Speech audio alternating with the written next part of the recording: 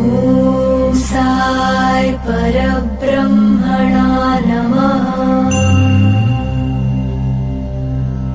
ॐ साई परब्रह्मणा नमः।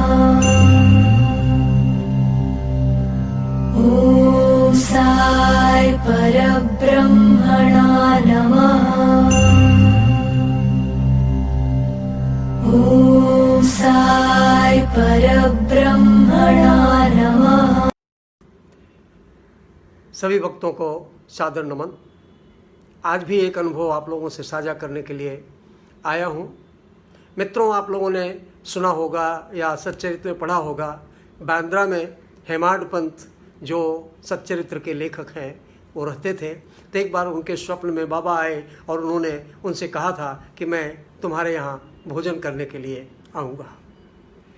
बाबा तो नहीं आए, लेकिन किस तरह से चमत्कारिक रूप से उनका एक चित्र उनके घर पर कोई लाके दे गया उसी समय पर, जब वो इंतज़ार कर रहे थे भोज पर बाबा का।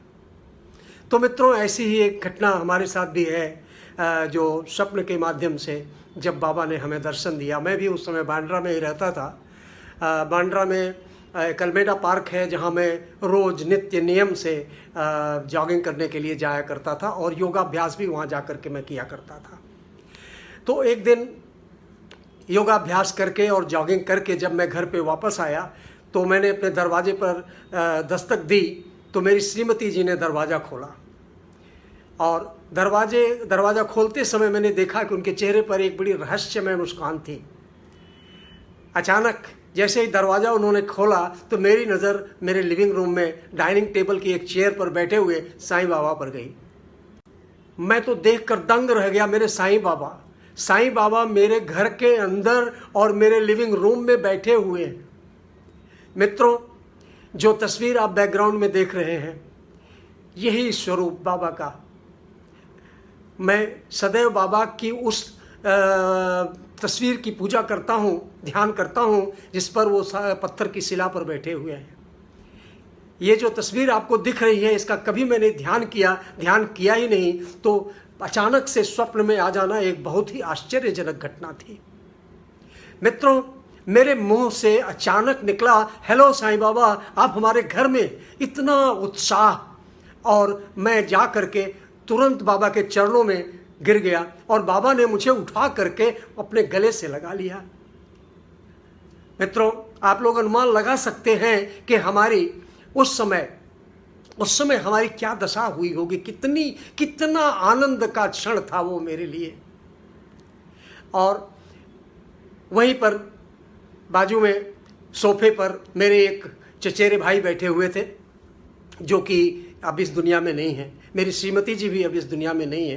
तो ये बड़ी ही प्यारी घटना है जो हमारे दिल के बहुत करीब है और मैं अपने आप को बहुत भाग्यशाली समझता हूँ कि बाबा ने हमारे घर में ही आकर के हमें स्वप्न में दर्शन दे करके हमको अनुग्रहित किया। मित्रों, मैं कामना करता हूँ कि बाबा भी आप सबको किसी न किसी माध्यम में दर्शन दे करके आपको भी अनुग्रहित करें। बस एक छोटी सी प्रार्थना आप लोगों के समक्ष प्रस्तुत करता हूँ कि दर्शन देना तुम भक्तों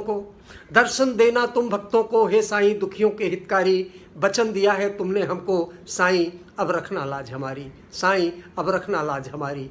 नर नारी सब बैठे होंगे इंतजार में अपनी नज़र बिछाए। जाना सबके दर पर साईं, उनकी आशा के फूल न मुरझाए। चित्र रूप में घर पर जाकर हेमाड पंत पर तूने रहमत बरसाई। कितनों के सपने में जाकर तुमने जीवन की ज्योत चलाई। किसी को दर्शन साक्षात दिया तो किसी को गीता का सार बताया, किसी को दिया विष्णु पुराण तो किसी को ब्रह्म ज्ञान का मर्म जताया। तेरी महिमा का कोई पार नहीं साईं, किस का गुणगान करूं। जो जैसा चाहा तूने वैसा रूप धरा। साईं कहूं राम कहूं या रहमान कहूं। साईं तुम तो सर्वव्यापी हो, कोई भी रूप तुम भक्तों को दर्शा देना। तेरी रहमत के भूखे हैं सब साईं, अपनी रहमत भक्तों पर बरसा देना। धन्यवाद।